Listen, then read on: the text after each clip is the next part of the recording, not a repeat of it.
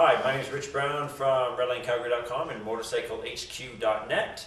This is my pal Chris, better known as the Angry Man. He's not actually angry, just animated. Not that there's anything wrong with being angry. Okay, so today we're going to talk about gear. When you go riding, I see a lot of guys, girls, and others, they will put their helmet on, grab a set of gloves, go jump on their crotch rocket, and tear around the countryside, and they will sometimes fall on the ground and roll around and hit things, and that's not always a good thing, is it? Not at all. No, that's bad.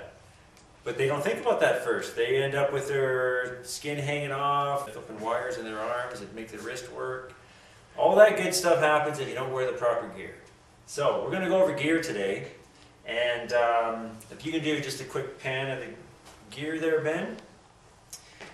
You can see Chris has a set of boots, he's got gloves, he's got jacket and pants. He hasn't got his helmet on yet, but we'll remedy that.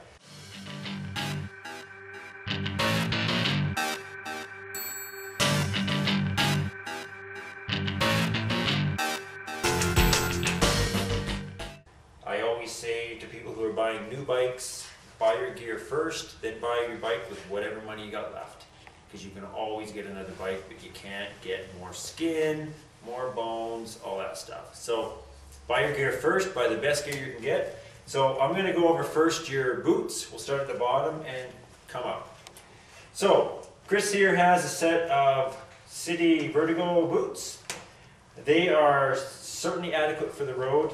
The big thing about boots is that you wear them. I'm sure all of you have seen a YouTube video where some squid has been showing his buddies how to do a wheelie. He ends up looping it or dumping it, and he slides in the ground and his shoes fly off like fireworks. So the biggest thing about boots is that they actually stay on your feet. That's about 80% of your protection right there.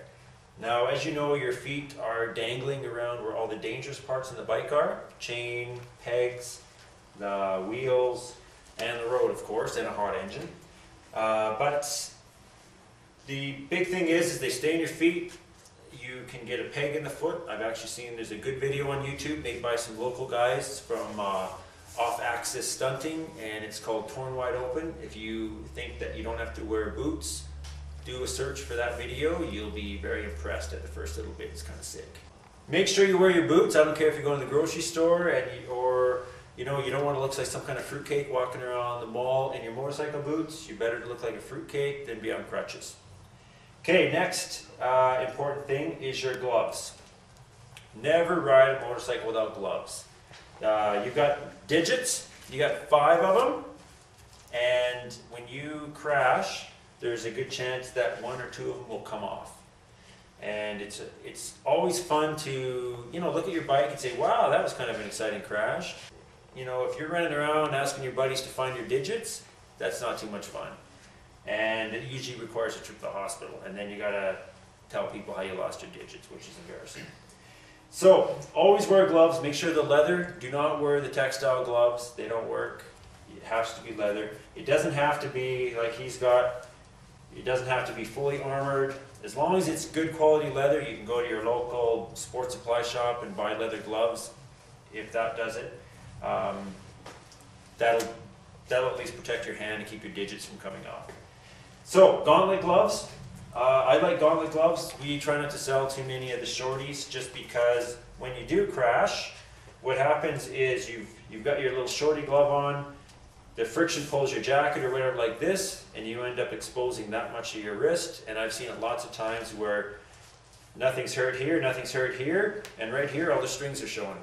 Looks awesome. You should see it. So try not to wear shorties, wear gauntlet gloves. That's the best.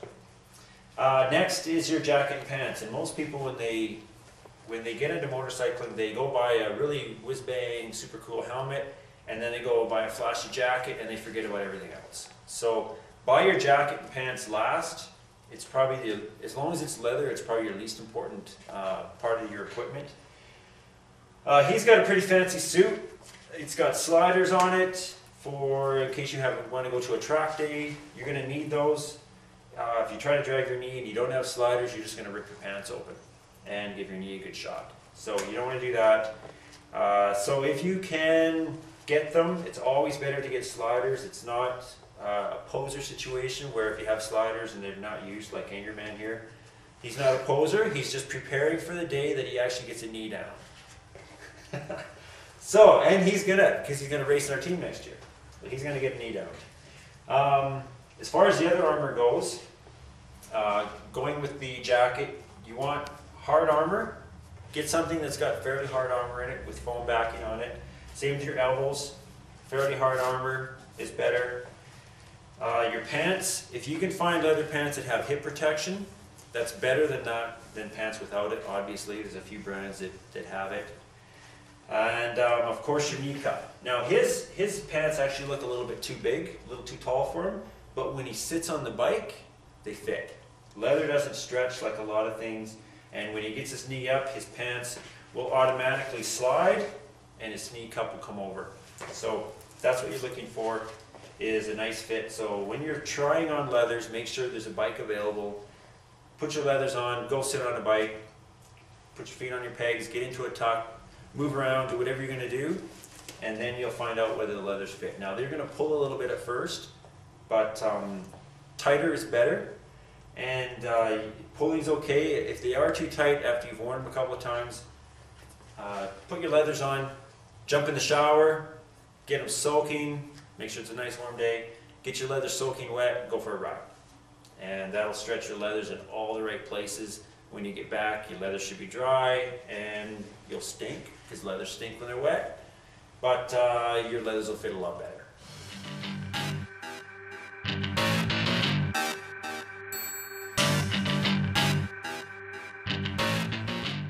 That pretty much does it. Make sure your jacket and your pants zip together. I know Icon's a brand that doesn't zip together, or at least they haven't in past. So when you get your pants and your jacket, if you buy Icon, just go to a tailor, dry cleaner, wherever, and get them to sew a zipper in so they stick together. Because what will happen is if you do slide down the road, your jacket's could possibly come up. You'll expose your little love handle skin there, and you'll rub that stuff right off, which is not good.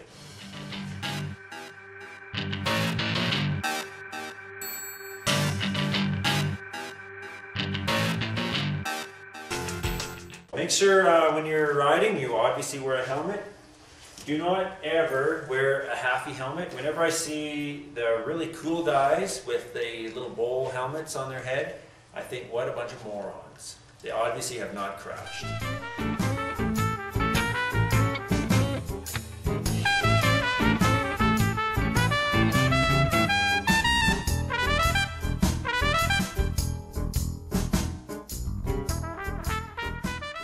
So I'm going to show you one of my helmets that I crashed in last year, and this is a very typical crash.